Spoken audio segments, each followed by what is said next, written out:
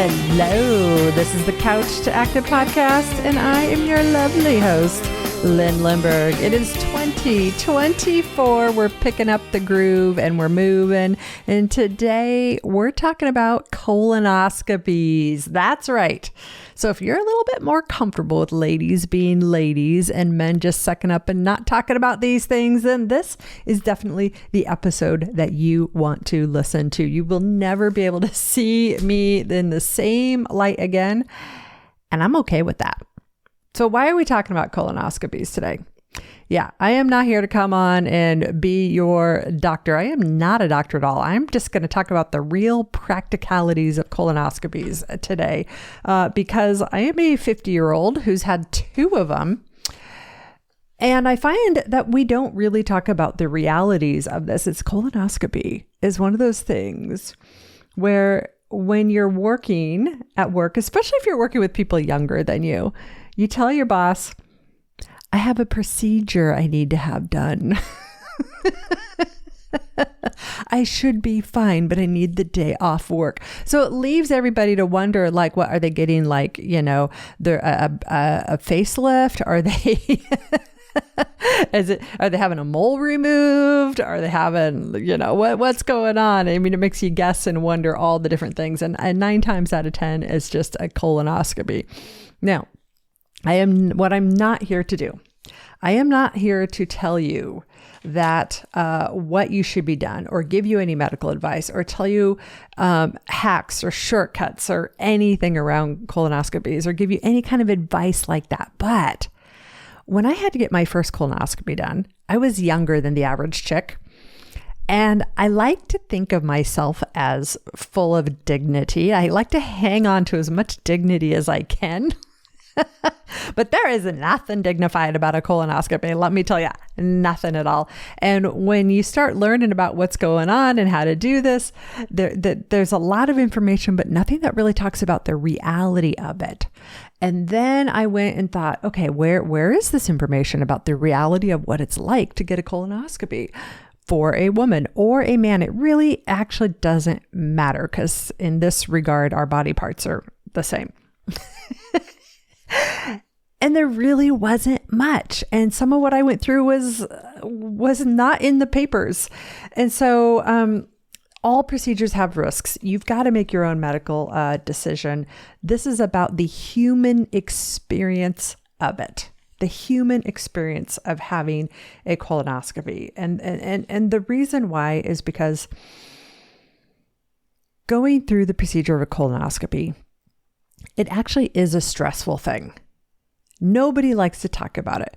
Men, like, I don't know. I'm not, you know what? I don't even want to go into stereotypes. I have just seen people who just happen to be men, and the best that they could do talking about it is making fun of it or jokes about it or making light of it. But you could tell that that's just, you know, a tough thing. When I went to find other podcasts about this, it's all pretty much medical stuff. Like you get this, like there's this British doctor who came on who was like, this is what he does all the time. And he came on, I'm going to have a terrible British accent, but he came on and he's like, you know, a British doctor came on and he's like, a colonoscopy is commonly done in an endoscopy suite. And first of all, I'm like, what is an endoscopy suite and does it have room service? You know, like, or sometimes it's done in an advanced endoscopy suite or an operating room itself. And for most people, they find that having a colonoscopy is more of a comfortable experience than they think it will be. And I'm like, not helpful, you guys, not helpful. So, and I know, if you're a doctor and you're listening to this, and you are a GI doctor and you do colonoscopies, you're right. Probably not appropriate for you to come onto a podcast and be like, first of all, you're going to have to spend hours on the toilet shitting everything out of you. And you're probably going to have an accident. Like it's probably, yeah, I get it. So here I am coming to talk about my very real experience here. Another reason why I'm on talking about colonoscopies on the Couch to Active podcast is because I'm very much know that our health, our ability to move, our ability to exercise, our ability to eat well and maintain our health is really way bigger than just food and exercise. Way, way bigger than that. And I have multiple clients. In fact, it seems like almost everybody has some kind of GI issues. We all got them. And if you've never had a GI issue before, you're like in the minority. You're in the minority here. And I've had clients who've had colon cancer and had to go through colon cancer surgeries, clients who didn't get their colon cancer screening done. And so maybe not, we'll never know. Possibly that colon cancer was more advanced than it, needed to be. So many things. So I want to take some of the mystery out of this whole thing of the colonoscopy where really, I'm sitting here in my chair in front of my microphone and my eyes are wide open. I'm like, okay, we're going there. And can you tell I'm not entirely comfortable going there? But I just really want the mystery to be taken out of it, because when somebody goes through a hard thing in their life, something that's difficult, and I'm not saying colonoscopies are the hardest thing in the world, but they kind of are. You go through something hard in your life and you feel alone, or especially if you go through something hard and it feels like it has to be a secret, that makes the difficulty of something way, way harder. And so we have more stress and more anxiety when there's secrecy or we feel alone. And we can take something that's really hard and really stressful, but if we don't feel alone in it, or we feel like somebody's got our back, or we feel like, oh yeah, me too, I had to experience that too. And you've got a community of, I almost said like-minded folks, but I don't know. Psychologist, can you psychoanalyze me? Why did I say that? Like-minded folks there. When you don't feel so alone, there is no shame in it anymore. The whole body relaxes. The whole mind and spirit can calm and feel okay about this. And you can go into it with more confidence without being really worried about it. Okay, so just chalk me up as your empathetic witness, so that if you've had your colonoscopies already before and you've experienced any of the things that I'm going to talk to you about, AKA basically just trying not to shit your pants through this whole process, you can say, me too. Or if you've never had one before, hopefully you'll look at it and say, okay, if Lynn can do that, I can do it too. And it'll be okay. Let's dive into this. I'm going to go through the whole process of a colonoscopy from the user experience, not the medical doctor's point of view at all. This is a human experience here. I do have plans to tell you what I said to the physician as they were putting me under for the procedure. If I still have enough balls when I get to that point, I'll tell you if I have enough guts when I still get there. But anyhow, let's just talk about the procedure here. So colonoscopy. I'm assuming y'all know what it is. If you don't know what a colonoscopy is, Google it. Yes, there we go. First of all, when you go to get your very first colonoscopy, they act like it's no big deal, which of course, the doctors, the nurses, whatever. And they give you your instructions, which are like 8 pages long of instructions. They tell you, here's what you do 10 days before, here's what you do 3 days before, 1 day before, et cetera, et cetera. And here's how you do the prep. And we'll talk about the prep here in just a minute. The worst part of it. My advice, the only advice I'm going to give here, I can't promise that, is read the instructions over and over and over again. Bookmark them, have them somewhere where you can access them, whatever you need to do to keep track of these instructions. Because I tell you guys, I'm a really smart woman. I'm really good at reading instructions. I have a great reading comprehension. I had to read these instructions 12 times over to make sure I got it right. So first of all, they say 10 days before. The first instructions I get is they say 10 days before, confirm your ride to and from the appointment. And if you don't have a ride, we will cancel your appointment and you need to have a ride to and from. And I was like, oh crap. Because you guys know, I live alone. I'm single. I got friends in the area, but I have nobody that like my closest friends live 40 minutes away from me. I'm in this new city. I have I know nobody. I know the people who run the apartment complex. I know the maintenance people in the apartment complex. That's it. I don't know anybody else in the city. I also live a ferry ride away. So this is in Seattle. Downtown Seattle is where I was having this procedure done. So I was like, oh my gosh. I mean, it's 2 hours for me to get to this place, including a ferry ride, which really makes it 2.5 hours. But you have to make sure in case the ferry is late, then that's like really 3 hours you have to plan for. How in the world am I going to ask somebody to go 3 hours each way with me? And I know. I have friends who would be happy to do that. But of course, that's one of the things I'm still working on is how to ask somebody for help, how to ask somebody to help me with something like this when I know it's like a whole half day thing. I know. Can you believe it was kind of a big deal? And I was like, who do I ask? So I called the doctor's office and I said, tell me more about this whole pickup thing. And they were pretty strict. They're like, if you don't have somebody there when you show up, we will cancel your appointment. And they continued to say, and you don't want to, because if you've done that whole prep, you don't want your appointment canceled. And I was like, can I just get an Uber? And they're like, no,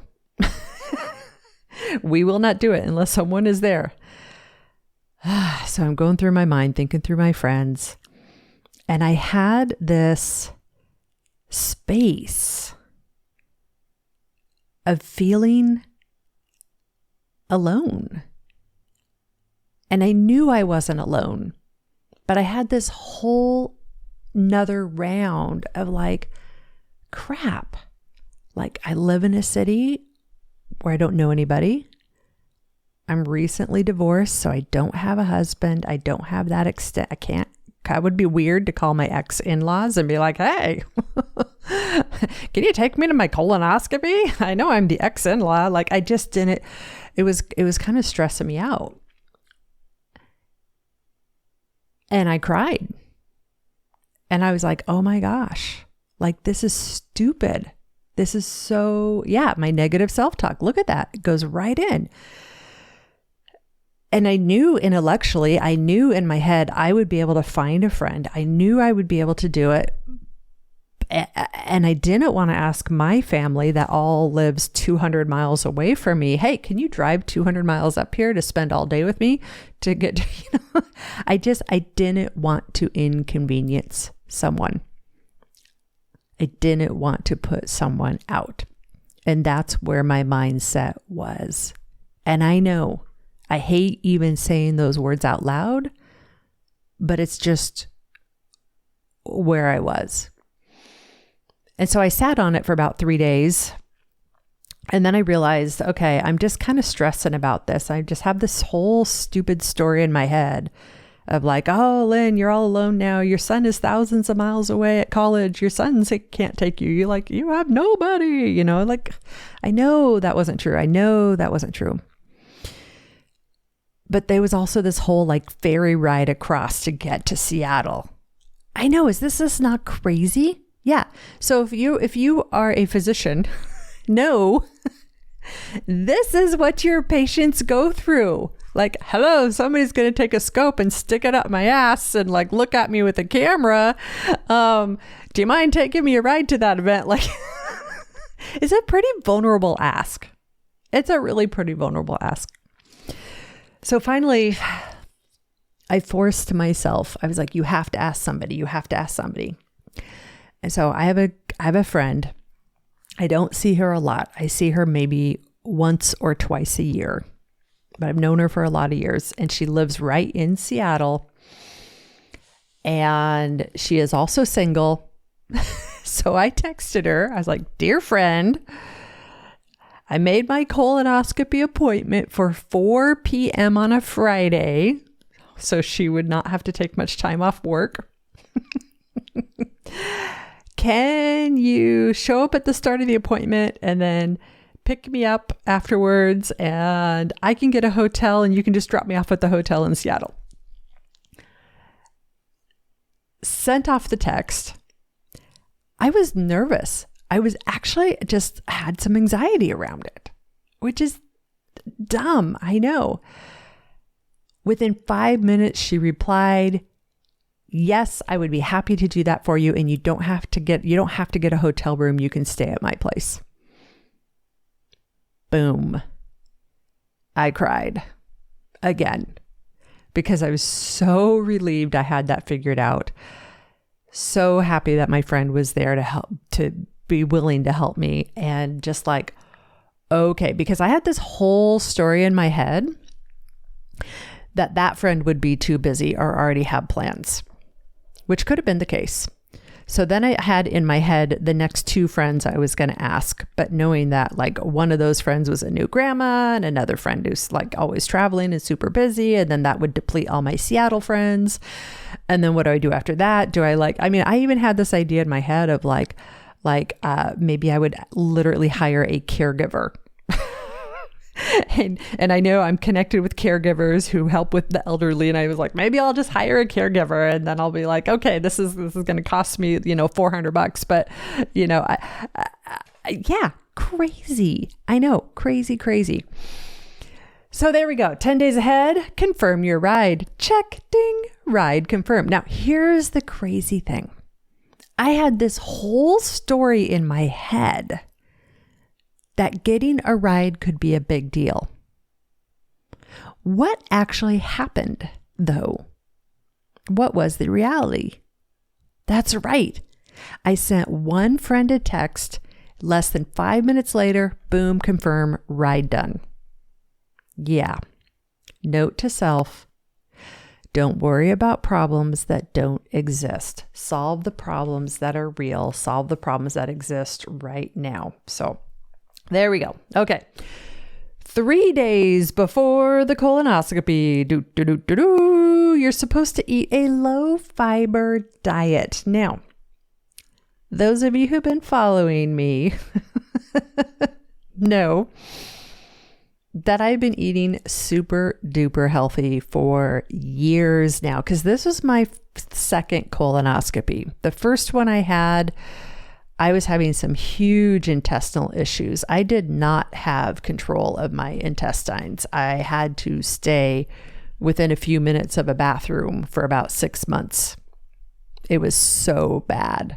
I couldn't go for like a 3-mile jog or walk because my intestines were so bad. And so, how did I get onto that? Oh yeah. So that was it. My whole point. I was working really hard on my diet, been doing so much to improve my health and wellness and getting so much stronger that for me to go on a low fiber diet, I was like, I don't know if I can do that. I don't know how. Yeah. So I had to really think about that ahead of time and really look at what was in my kitchen and remind myself, don't eat the apples, don't eat the celery, don't eat the lettuce, don't eat all the things with all the fiber in them. Then 24 hours before the procedure, you can't eat any solid food at all. Not at all. And so that was actually not a problem for me because I've done so much work to manage how I eat so that I'm not having big insulin spikes and blood sugar level spikes, so that I don't usually get hangry and like, oh my gosh, I must eat now. My body is essentially adapted to be able to not have to eat all the time. And there is an old term that was being thrown around a lot about 5 years ago called fat adapted, which is basically once you've used the glycogen, the sugar in your body, how willing and able is your body to start feeding off the fat in your body and using that for energy. And when your body's able to do that, then your body doesn't panic. It knows how to do that fairly efficiently. And so your body doesn't freak out and you don't get hangry and all that. So that the whole 24 hours of no solid food, that was actually not a really big deal. Then comes the prep. When people say the prep, what they're talking about is cleaning out your bowels, which means basically going poop so many times you got no poop left in you, and your doctor gives you the prep to drink, which is this liquid, and the chemicals in the liquid make it so all the water you're drinking goes straight through your colon, and so you end up literally pooping water. Now, when I tried to find podcasts where doctors and physicians are talking about this, they totally skip all the important details. They'll say, you'll get your prep and you should drink half your prep, in the evening. And once you are drinking that prep in 20 minutes to about an hour, you'll start having bowel movements. And continue having bowel movements until your bowel movements are essentially a light yellow or fairly clear. I'm like, okay, this is not bowel movements, folks. This is peeing out of your butt. There is no other way to put it. So you get this jug. It's 128 ounces. Now, don't let this scare you. It's really not that bad. And I had it bad. But it's really not that bad. It's 128 ounces, a great big giant jug with the chemicals in it. You fill that whole jug up with water, shake it up like crazy. You're supposed to drink half of it at night and half of it the next morning, or whatever your instructions say. Read it over and over and over again. A lot of people have very, very, very different experiences with this liquid. Some people, it makes them feel nauseous. It tastes like salty, kind of gross, salty water. Most of the time it'll come with a little flavor packet, but I am not a big fan of artificial flavors, not for any holier than thou thing. It's just, I just don't like them. They taste gross. And I have done plenty of drinking of electrolytes where I have my own homemade electrolyte mix. Essentially, I backed out the Nun tablet recipe and made my own homemade Nun tablet recipe, which is essentially the salts. And so drinking some water with a little salt in it tastes totally fine for me. So here's how it goes. Here's how it goes down, y'all. First of all, you get your bathroom set up. Make sure it's nice and warm because some people get really cold doing this. You get a folding chair or some kind of chair and you put that chair in front of your toilet seat. And then you get your phone or your iPad or computer or some kind of device and you turn on a movie. That was the best advice I got. And then you're supposed to drink this stuff. And you would think, there's no way my body could humanly drink that much. But here's what happens. You drink the stuff. There's a whole chemical process that basically makes it so the water you're drinking goes very quickly into your intestines, specifically your large intestines. And then the intestines don't like it and they poop that water out. So it just like cleans you out. It's like taking a hose that's dirty on the inside and just shoving a whole bunch of water through, cleaning out. So the reason you can drink all this water is because your stomach isn't getting fuller and fuller and fuller of water. It's cleaning you out more and more and more and more until you totally cleaned out. Some people start drinking this stuff and they start pooping within 20 minutes. Some people, it takes more than an hour. If it takes longer than that, you just don't know. So basically, when you start drinking this stuff, you have a period of what most people report is an hour and a half. For me, it was more like 4 hours. But you have a period for about an hour and a half for me, it was 4 hours, where every few minutes you have to urgently poop. And there is not enough time to get from the living room to the bathroom. Okay. A lot of people report, when I did look and see, it's like apparently most people can get from the living room to the bathroom just fine. Not me. The first time I did this 4 years ago, I was having such intestinal issues that getting to the bathroom without even doing a colon cleanse was an issue. And so I had like multiple rounds of not even making it to the bathroom and making a big mess of myself. I didn't even tell my husband this, who's like no longer my husband. I don't think he even knows this because I was just so ashamed. And my first time I did this, I didn't know what was going on. And I'm like, oh, I feel like I got to go to the bathroom again. I can't even make it 10 feet to the bathroom. And I like literally puddle all over the bathroom floor. Yeah. Gross, disgusting. Don't let this scare you though, because it's really not the end of the world, you guys. It's not the end of the world. So the second time, a few weeks ago when I did this colonoscopy prep, I had carpet in my living room. Carpet in the bedroom from the bedroom to the bathroom. And I was like, oh, hell no. I am not going to be living home alone in the middle of my colonoscopy prep and shit all over the carpet and then be all alone and have to be scrubbing the carpet while I'm doing a colonoscopy prep. Like I had this whole drama in my head. I'm like, I am not going to let that happen. Hence the folding chair, the movie, and the bathroom. So I took my the drinky drinks, and basically just sat there and watched a movie. And I had the luxury of being home alone. I tell you, it's actually kind of a nice thing to be home alone when you're doing this. I don't know if anybody would recommend it, but I don't know what doctors would say about being home alone doing that, but I kind of liked it. I cannot imagine if I had little kids that I had to care for, or somebody with special needs that I had to care for while I was trying to do this prep. And, like every 20 minutes, 10 minutes, you like all of a sudden you're like, gotta poop really fast. And you're not pooping. You're basically peeing water out of your butt. Yeah. Yeah. Like I said, you'll never be able to look at me again. And I'm okay with that. So yeah. What did I watch? Oh, I was binge watching Netflix Louder Milk. Yeah, if you haven't watched Netflix Louder Milk, I enjoyed it. So I was binging a show about people trying to quit drinking while I was drinking my colonoscopy prep.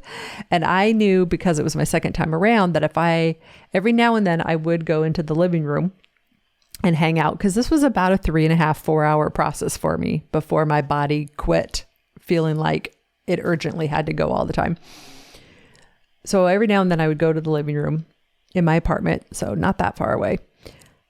And if I felt like I had to go at all, I would get up and go to the bathroom. I would not even chance it. I would not even wait.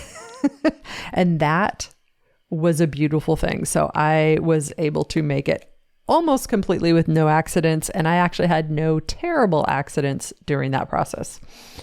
Okay, but wait, there's more. So next, sleeping at night.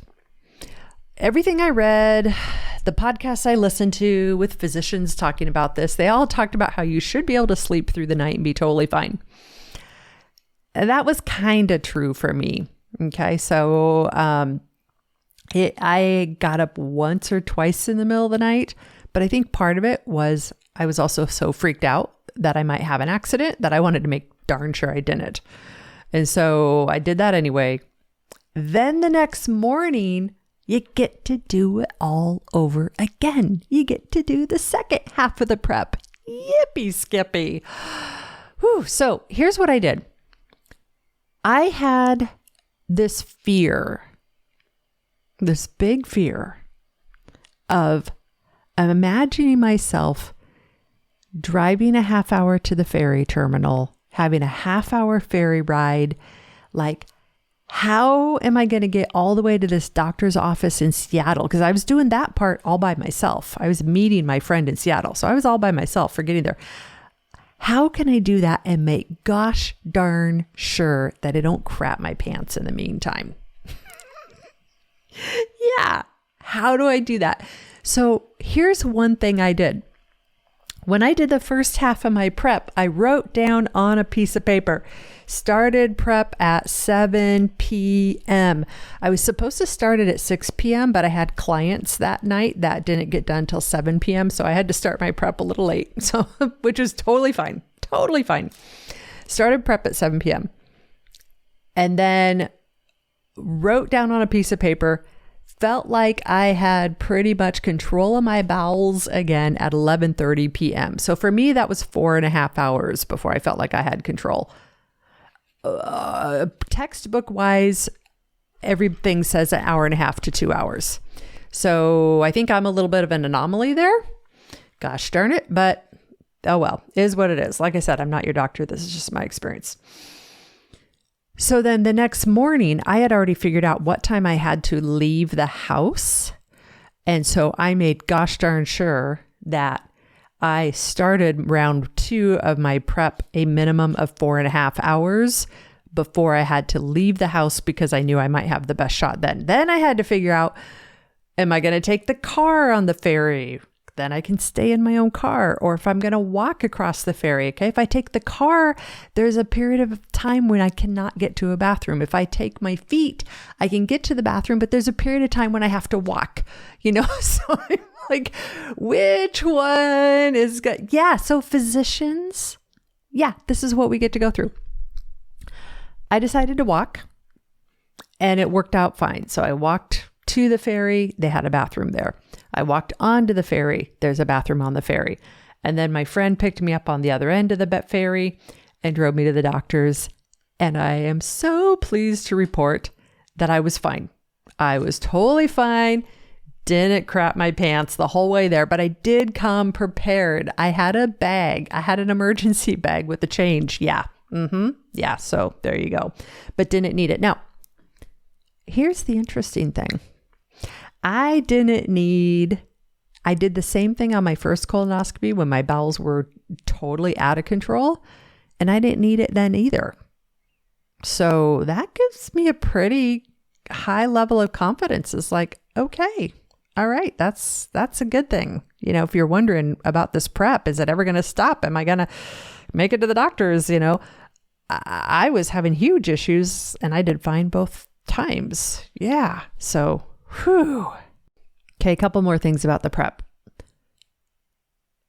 Sometimes I saw a lot of advice about drinking the prep cold, putting flavoring in it and drinking it cold. I believe this is absolutely a personal preference thing. I kept hearing too that people would get freezing cold when they did the prep because they're drinking a gallon of cold water. I did my prep deliberately at room temperature with no flavoring. But again, I have a high tolerance for being able to drink just plain things that taste salty. And because it was room temperature, my body seemed to handle it better. And I did take the anti-nausea medicine that they gave me with it. So I did okay there. One last thing, if you ever have a sensitive bum hole, be very careful when you do your prep. Be very, very gentle because you will literally go to the bathroom at least 15 times in the night and probably 10 or 15 times in the next morning. That will make your bum hole really sore really quick. So be cautious, be careful, get whatever accoutrements you need to help take good care of that. I didn't. It caught up with me, but I was okay. Just a little sore. Alrighty, I got myself across the ferry. I got to the doctors. They asked me my name, my date of birth. They let me keep my sports bra on, and I knew about that. So I actually picked out the cute sports bra, one of my favorite cute ones, but not one of my nicest new sports bras in case something dramatic happened and they had to cut it off of me. So that was great. I was super proud of myself. I did not shit my pants the whole way there. And I was feeling pretty proud of myself. I was actually feeling kind of like a rock star because if you don't eat for half a day, and you're essentially like fat adapted or, your body's used to living off of its, self or not going without food for some period of time. I felt very alert. I felt very much, like a little bit like a rock star. And I made sure I stayed really hydrated. So I was feeling really, really good. And then my doctor walks in and he's about my age and he's really good looking. And I had this like, oh my gosh, you're going to do what to me? And my whole brain was like,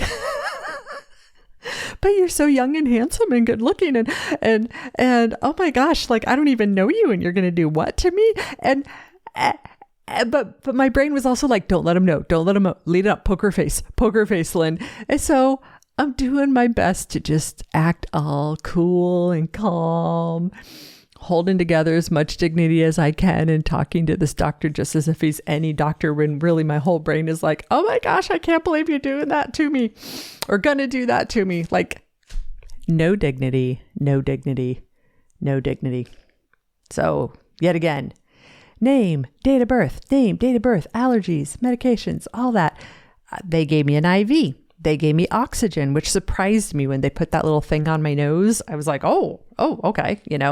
So there you go. Be ready for that. And then they described to me the anesthesia that I would go on. I don't know if anesthesia is the right word, but basically the thing to zonk you out, to drug you up so that you don't really know what's going on. And you essentially have the experience of being knocked out and not remembering. And it was some drug plus fentanyl. I can't remember what the other drug was. I don't want to misquote. And when the nurse told me fentanyl, my eyes must have popped because she was like, are you okay with that? Are you good? And I said, oh. I was like, yes, I know. In a medical sense, fentanyl is totally fine. I've just seen too many documentaries and we have too many people dying on the streets with fentanyl. We had somebody down the street from me die a couple of years ago. It was really sad. She was just a college kid. And so went through all of that. So I explained that, signed my life away. And as they're rolling me in, now I don't have the drugs in me yet, but as they're rolling me in, the nurse mentioned that she was a traveling nurse. And I don't know why I thought this would be a good idea. But I asked her, I said, oh, you're a traveling nurse. Do you like to hike? So I think I was a little nervous. So I get a little chit-chatty, if I get nervous sometimes. And I said, do you like to hike? And she said, oh, well, actually, I do like to hike. I just this summer went to the Columbia Gorge. And I was like, oh my gosh, I last summer spent 3 weekends at the Columbia Gorge. And did you see Multnomah Falls and Horsetail Falls and Ponytail? She's like, yeah, we did all this hiking. It was so wonderful. And I was like, oh my gosh, that's so fabulous. And I said, you've got to go to the Olympic Mountain Range. They've got some wonderful waterfalls and the views are epic. And she was like, how do I know where to go? And I was like, oh, just Google it. And I was just talking about that. And then just trying to distract myself from what is about to happen. And there's a team about 4 people around me. They finished wheeling me into the room. Okay, ma'am, can you roll over on your left side? Okay, so I rolled over onto my left side, got myself nice and cozy, got my pillow adjusted just right. And and here's something that I'm not super proud of. But when I had my first colonoscopy, as the doctor was putting me down, different doctor. But as the doctor was putting me under, the doctor was chatty. And he said, oh, Lindbergh, I was just at a dinner party the other day and we were all talking about Lindbergh history and we were all talking about how Charles Lindbergh had multiple families in Europe that were secret and nobody knew about until after he passed away. And I was like, no, are you kidding me? You're telling me this? You're telling me this as I'm going under and I have no way to respond to this? You're telling me this as the last thing I think about when I go under these drugs so you can do who knows what to my behind? I was like, I cannot believe this. So that was the first colonoscopy. So this one, I am a little nervous about what's going on. That concept of you having drugs put you under, it makes me a little nervous. Makes me a lot nervous, actually, because I have this like deep-seated, like, I hope I wake up, you know. I mean, I know I will, but it's still that there's that pieces there. So this time I wasn't going to let the doctor, different doctor, I wasn't going to let the doctor say anything. So as I was getting drugged and going under, my brain flashed back to that period of time, and I started blurting out as I was half drugged going under.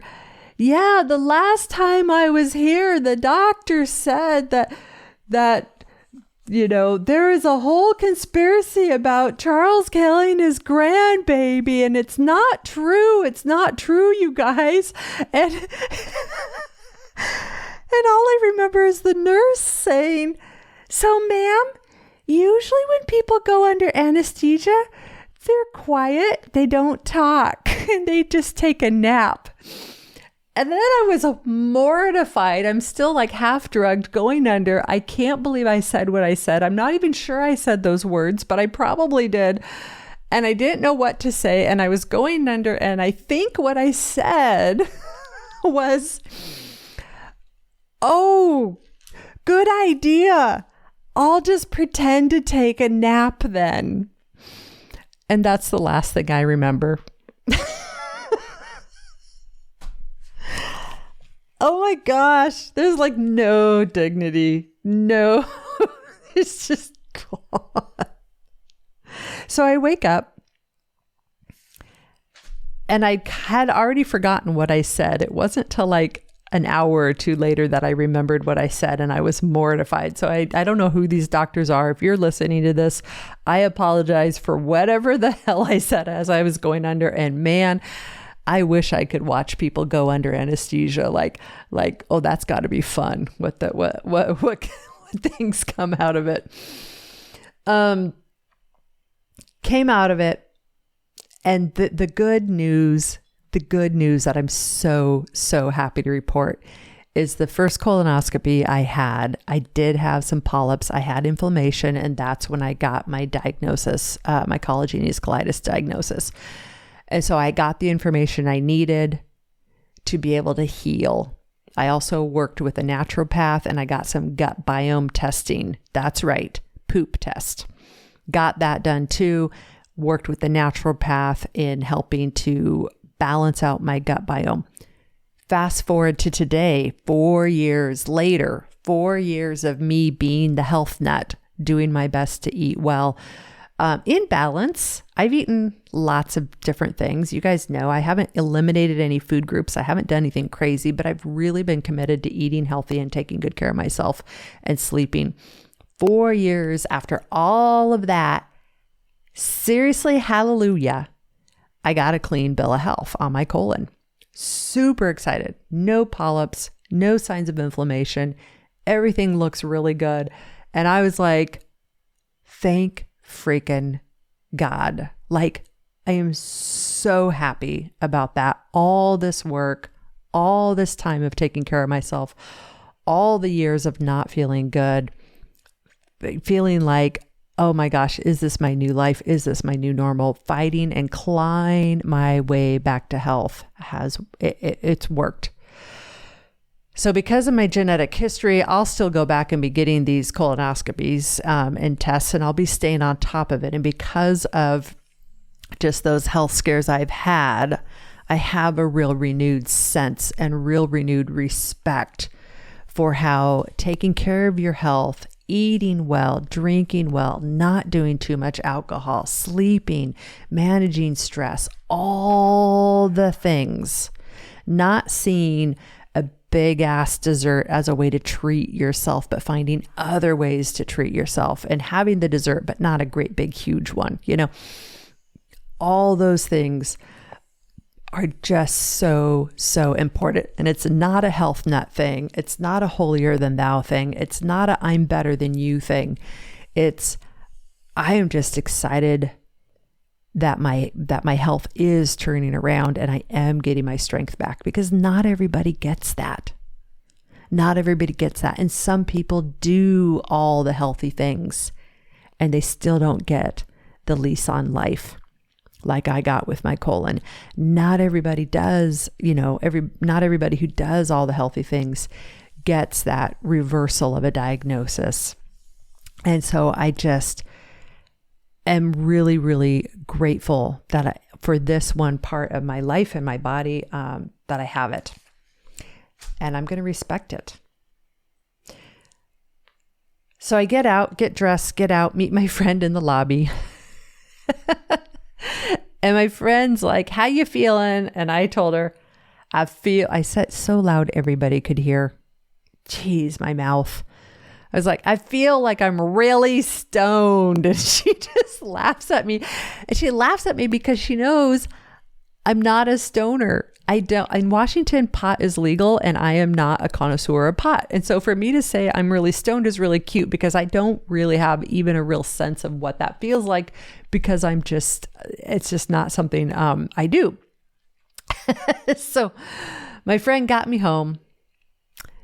She served me a light dinner, which was actually lovely. I could have eaten twice as much as what my friend served me because I hadn't eaten in 24 hours. But I did the light dinner and then had, I think, a couple of cups of tea or something. And I felt great. And the next day I felt like a freaking rock star. And I hiked 7 miles with another friend the very next day. So the moral of the story here is if I can do it, so can you.